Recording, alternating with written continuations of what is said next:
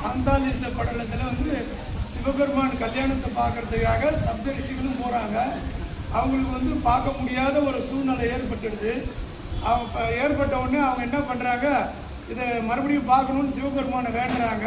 அப்போ அவங்கவுங்க பேரில் அவங்கவுங்க தனித்தனியாக சப்த ரிஷிகளும் லிங்கம் வச்சு வழிபாடு பண்ணி இந்த கல்யாண காட்சியை பார்த்தாங்க அப்படின்றது வரலாறு. அதில் இது வந்து வசிட்டேஸ்வரரை தரிசனம் பண்ண இடம், வெடித்து கூடிய வசிட்டேஸ்வரர் சாமி வந்து வெடித்து அப்படியே கூடியிருக்காரு. அந்த கூடுதலான அந்த வடு இன்னும் அந்த பானலிங்கத்தில் இருக்குது.